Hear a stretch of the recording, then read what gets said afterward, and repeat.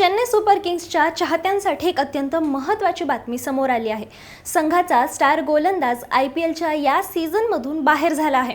आधीच सततचे पराभव आणि खराब फॉर्ममुळे CSK अडचणीत आहे। त्यात आता हा खेळाडू बाहेर गेलाय। हा स्टार खेळाडू कोण आहे आणि तो IPL सोडून का गेलाय सांगते, मात्र त्याआधी क्रिकेटच्या अशाच महत्त्वाच्या बातम्यांसाठी थोडक्यातला फॉलो करा। डावखुरा वेगवान गोलंदाज खलील अहमदला क्वाड्रिसेप्स इंजुरी झाली असून त्याला सावरण्यासाठी आता किमान 3 महिने लागणार आहेत। कोलकाता नाईट रायडर्स विरुद्धच्या सामन्यामध्ये आपली चौथी ओव्हर टाकत असताना खलीलच्या कमरेत तीव्र वेदना सुरू झाल्या आणि त्याला मैदान सोडावं लागलं। रिपोर्टनुसार ही ग्रेड 2 इंजुरी असून खलील आता थेट रिहॅबमध्ये जाणार आहे। 4 कोटी 8 लाखांना रिटेन केलेला खलील बाहेर पडल्याने ऋतुराज गायकवाडचं टेन्शन वाढलंय।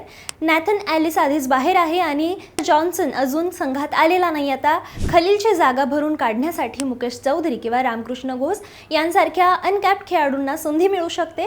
18 एप्रिलला हैदराबाद विरुद्ध होणाऱ्या महत्त्वाच्या सामन्याआधी चेन्नईसाठी हा खूप मोठा सेटबॅक मानला जातोय। तुम्हाला या सगळ्याबद्दल काय वाटतं मला कमेंटमध्ये नक्की सांगा आणि अशाच महत्त्वाच्या बातम्यांसाठी थोडक्यातला फॉलो करा। बातमी म्हणजे थोडक्यात।